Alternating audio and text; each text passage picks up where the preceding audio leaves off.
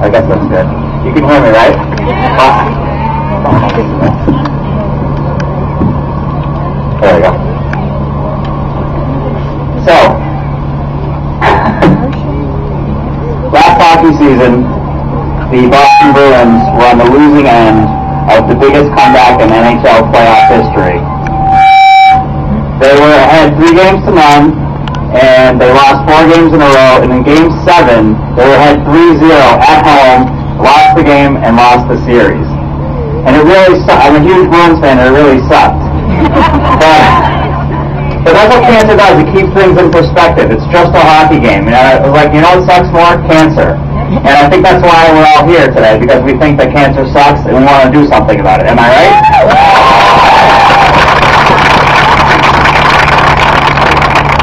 My cancer story started on my 18th birthday. I started having really bad headaches, and I was seeing double. And I thought something was wrong with my contact lenses, so I went to my eye doctor. He didn't know what was wrong. I went to another doctor. He didn't know. And after like 3 or 4 doctors, my mother and I were in an ophthalmologist, neurologist office, and we were about to leave. And my mother said, well, should we call you if the headaches get worse? And he looked at my chart like he didn't know headaches were one of my symptoms. He was like, headaches? And he ordered a CAT scan. And I remember lying down on the CAT scan machine. I looked up and there was a sticker of a cat with a magnifying glass saying, don't worry, it's only a CAT scan. I was not amused. So they did the first round of pictures, and then the technician came in, and she said, I want to remove this head plate. I want you to lean your head back, because the doctor wants pictures from a different angle.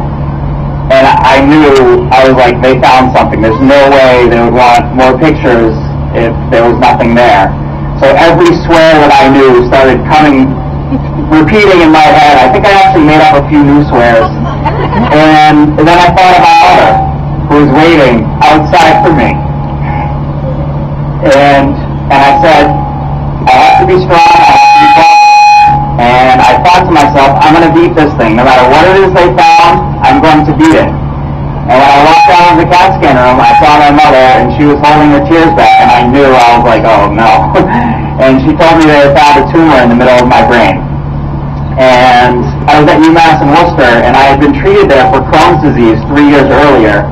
So I thought, we're at UMass, they took care of my Crohn's, whatever this is, they're going to take care of. Don't worry about it. I smiled, and I gave her a big hug. And a few weeks had gone by, and I had done tests, and they weren't sure if my tumor was benign or cancerous. And I was scheduled for a biopsy.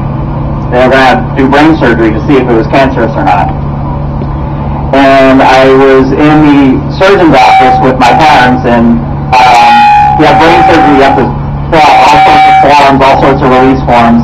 And one of them said, with all brain surgery, there's a slight chance that the patient may undergo a severe personality change. And I showed that line to my parents, and I said, yeah, you guys wish. So they were about to learn about my brain surgery, and we were still laughing. Because that's one thing in my family, no matter what object is thrown our way, we keep our sense of humor, and we kept it then. So I was scheduled for a biopsy, and a few days before my biopsy, they found a marker in my blood that told them what kind of tumor I had. The good news was they knew what it was. The bad news was it was cancerous. But I didn't care. I was like, good, you know what it is, tell me what to do, tell me how we're going to fix it. And ironically, the type of tumor I had, even though it was in my brain, it was the same kind of cells that you find in testicular cancer, which I think proved beyond a shadow of a doubt what my brothers and sisters had been telling me my whole life, that I was in fact a dickhead.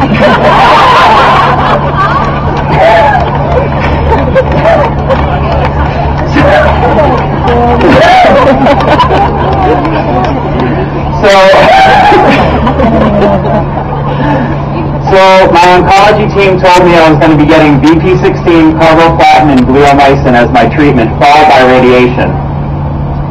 And I had no idea what those were. This was before the internet, so I couldn't look it up. I couldn't look up my cancer test, which I think actually benefited me. I was like, you know what it is, you know what's the treatment, just give it to me and make me better. And before I started my first round of chemo, a neighbor of mine, Dr. Bob, came into my room and he told me he had read studies about cancer patients that use visualization when they get treatment that have higher success rates with their treatment. So every time I got my treatment, I closed my eyes and I pictured the chemo rushing into my veins, up into my brain, and attacking my tumor. And my visions were not kind. The cancer really did not have a chance.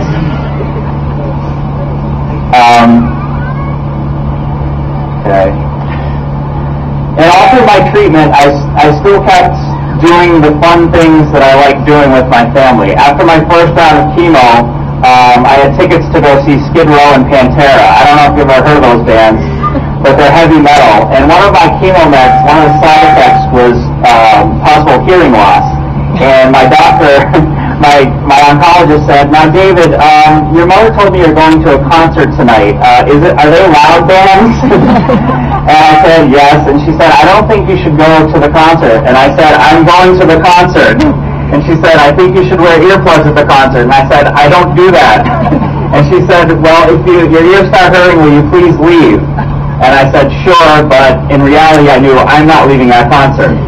And throughout the summer, my family and I still went to Red Sox games. We still went to Prince Edward Island. We still did all the things that we liked doing. I did not let cancer get in the way of that. Along the way, I met a chemo comrade of mine. His name was Justin. I was 18. He was 10.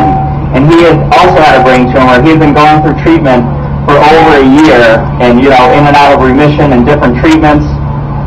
And I saw in him the same sense of humor, the same strength, the same courage.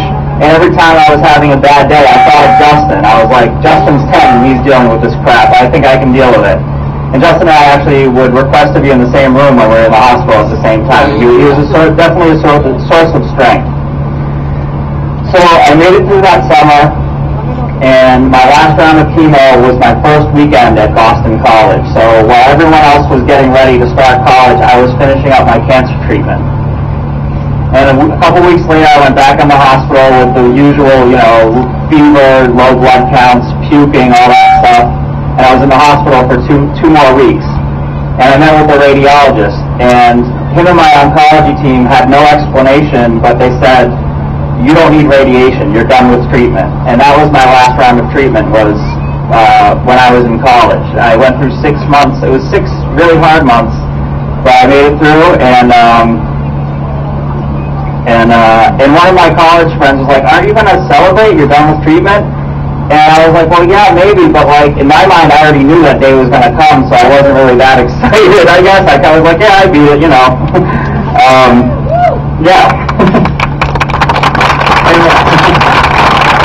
And my parents and doctors were like, "We think you should take the first semester of college off." And I was like, "I'm not letting cancer tell me when I can start school."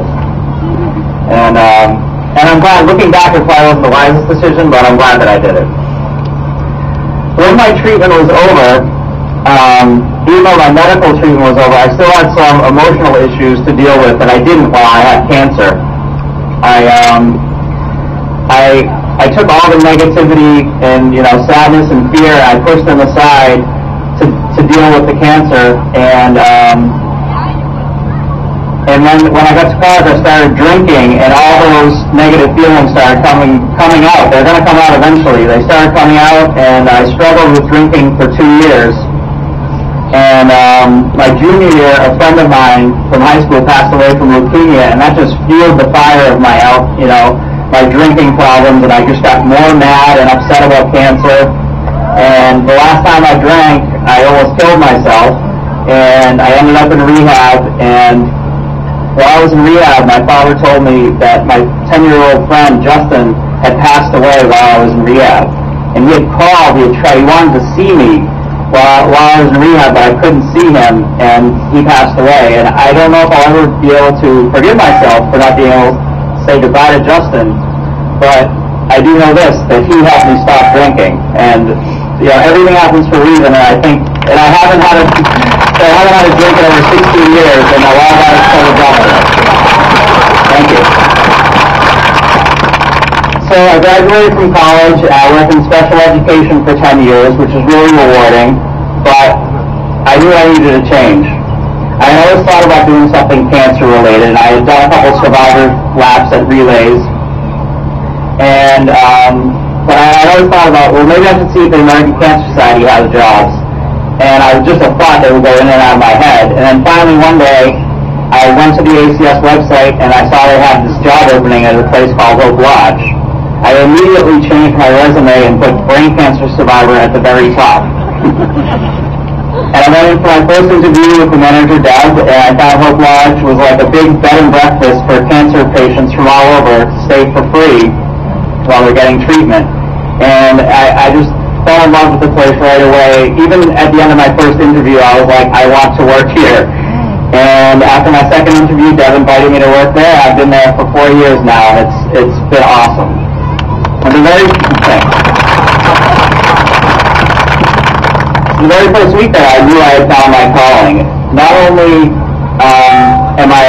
do I get to share my cancer stories with the guests there, it gives me a reason why I had cancer, which a lot of people don't get that reason, but now I have a reason. And one might think that a place like Hope Lodge would be filled with fear, sadness, anxiety, but it's just the opposite. You go into Hope Lodge, there's joking, there's laughter, there's hope, there's courage. All those guests support each other. I try to support them as much as I can. They support me. And not only guests, we have tons of volunteers that come and help and support Hope Lodge. We have drivers, free weekly meals from Niche Hospitality, Holy Cross students, St. Luke's Church in Westboro, Shrewsbury National Honor Society students, and the Worcester Sharks have all helped Hope Lodge. Thank you.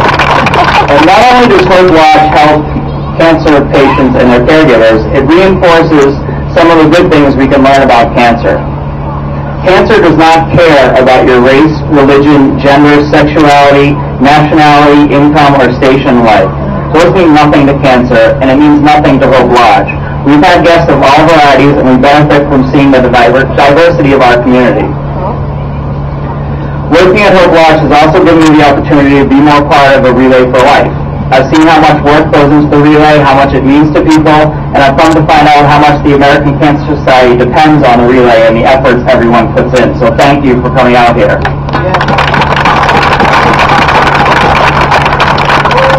Every year I've walked with Hope Lodge, I've made luminaries for those I've known who have lost their battles with cancer.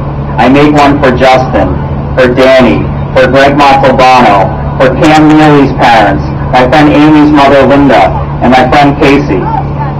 At a recent Worcester Relay for Life, a woman came over to our tent and asked, who made that luminary for Justin?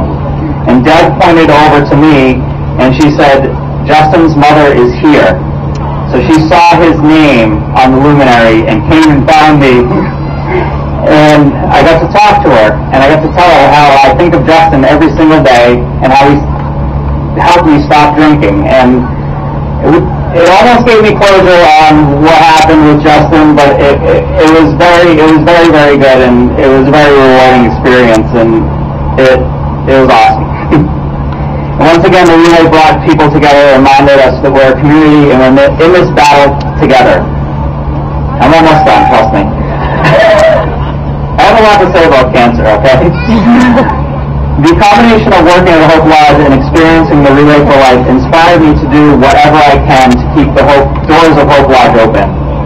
A couple of years ago, I was skating with one of my friends, and I wondered, how long could I skate for? We had skated for like 3 hours, and I was like, how long could I keep this up? And an idea popped into my head. I wanted to do a relay on ice, but do it for Hope Lodge instead of for ACS in general. And like Dr. Gordy Platt, one man started this whole thing by walking for 24 hours. I plan to ice skate and play hockey for 24 straight hours for Hope Lodge. It sounds crazy, but I'm going to do it. So I started looking around for rinks, and none of them would donate the time for free. A local rink gave me a huge discount, but I still couldn't afford it. And I thought, well, I need to do this event. What am I going to do? So I thought of two huge collections I had amassed over my life, the Star Wars collection and the T-shirt collection, and I sold both of them and raised enough money to get this event off the ground.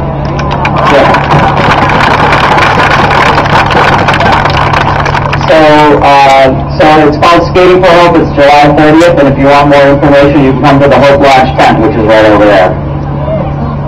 So through my experiences with Crohn's, cancer, and drinking, I've learned a lot about life. I've learned the value of having a supportive family and friends around you. And I really couldn't have done anything without, I couldn't have done any of this without my family. Could my family please stand up, Mom? Fallon and Dad, my dad right here. None of this whole speech would happen without them. I love you guys.